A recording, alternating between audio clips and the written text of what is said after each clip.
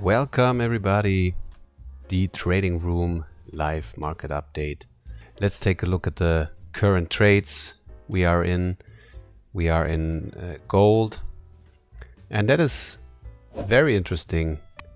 You know, the gold scenario. Let me just quickly show you what was happening with that trade. Gold, you see this uptrend on the daily, and then we are taking our signals from the 4-hour chart, and we are in this uptrend, right? Higher highs, higher lows, higher highs, higher lows, higher high, higher low, and then it got a little choppy. We have an interruption, and then we got this up move, and then we saw this A and the B, and we saw actually the C developing. Now the C really was overlapping, so our entry was at 1980. I can show you that here quickly, and the stop that's sometimes interesting. The stop was at 1953.08 cents. I placed it right below this low here. It's just a random low, but look at it. It's a low from, like, it's a significant low, and just amazing that I did not get stopped out here. Really, really close. The market came down to, what was the low? 1954, and it's at 53. So really, really close. But this is also important to know. You have to find good stop positions. I mean, I was actually, thinking that I don't want to risk the extra points, but then I was looking, okay, where am I going to put my stop? Should I put it below this low? It's not a significant low. Let's put it below that one here. And well, so far it worked out, but yeah, it's a long way to go, and I will go and break even quite fast on that trade, because look, the market now moving up and hitting all this resistance.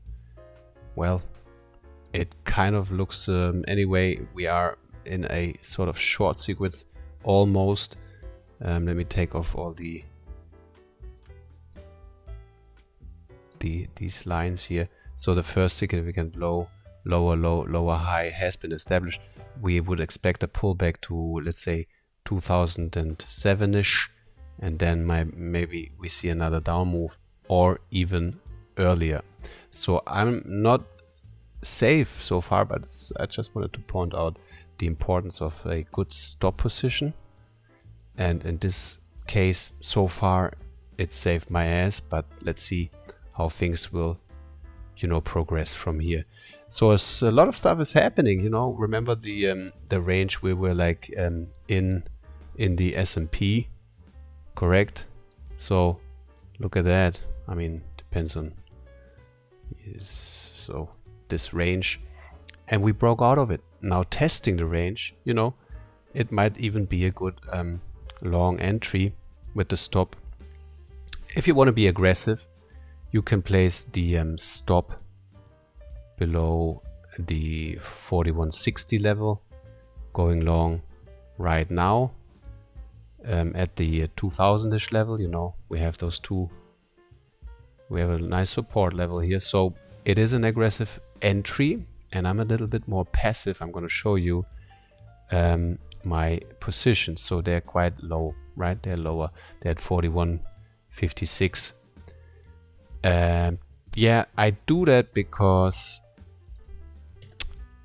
I have to be a little bit careful right now, because of, yeah, I do have a little bit of a losing streak, and I don't want to,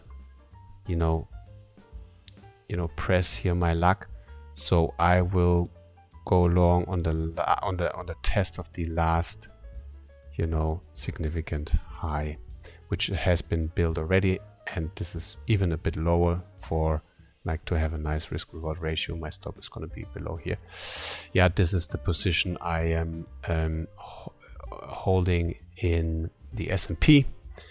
Let's talk about the gold. We already talked about it, which is yeah, it's a tricky situation. The C really overlapped, you know, it really surpassed the actual C level, and yeah, that we were lucky. I'm gonna see how things are developing, and I might take an exit on that trade, an early exit. Okay, the euro, beautiful textbook down sequence, and we were actually trading it. I'm going to show you that here we were actually trading it from this level to this level. Yeah, we kind of missed out on that one because I was conservative. I didn't want to, you know, I didn't want the market moves really like takes away everything, so I didn't want it to move much more against me. So I was, you know, with the stop I was quite aggressive close to the market, so we kind of missed out this extra push. Yeah, and like I said, it's really a textbook short trend at the moment. This is not a real significant low, that's why we don't put a red dash here, because it's too minor. It has too little bars, too few bars here in order to make it a significant low. But you can see the market already, you know, maybe turning here on that on the what is it, 1.0840 level, which might be a good short entry. Yeah, we have seen quite some down move if we're going to look at the daily, and at one point you will see a correction. That's why I'm a little cautious here. I already cut out some, I was able to cut out some stuff, some movement, and I was satisfied with that. I'm satisfied with the S&P at the euro, sorry. Last market is the German DAX, and yeah, actually also beautiful breakout of this range. Yeah, I was in it, then I was scaling into it, which moved my position higher, and then I got stopped out, break even, and I kind of didn't try another entry, like a re-entry, so we kind of missed out on that. Well, you know, it's all part of trading, you know, like you make a decision and afterwards you're like, okay, man, I should not have done it. But, you know, sometimes you want to be conservative, you want to be protective, and yeah, rather than losing, you may be more satisfied with just breaking even. Yeah, and then you miss the chance of nice moves like this. No? So we are planning also an entry on the FDAX, German DAX, at the 16,000 level. So that is our entry along. We hope for a pullback, and yeah, let's see if this will play out. Yeah, one more time, talking about the euro, which, you know, now we were in this up trend, and now we are really in a downtrend. So it's a valid downtrend. Let's wait for some new opportunities to go short. Like I said, I'm gonna be a little bit conservative. That might be a good level here, so we wanted to see the market rise a little more, or even like build some kind of A, B, not making a lower low, and then C scenario. Like this would be a nice area to go short again. And then, yeah, would be nice to see the market move short down again. This is some stuff we are looking out for. Let's see how things will develop. Guys, subscribe to the channel, like it, subscribe it. I will give you updates every day of the week. And I hope it will give you some guidance for your trading. And I'm pretty sure you are also wondered already, why are you not using any, why am I not using any indicators? Why is no like Fibonacci and all that kind of stuff? Look, every system has their rules, right? There's so many different systems. Just find your system. In my case, I found my system, which is quite simple, just pure technical analysis. I don't need any indicators. I follow the market.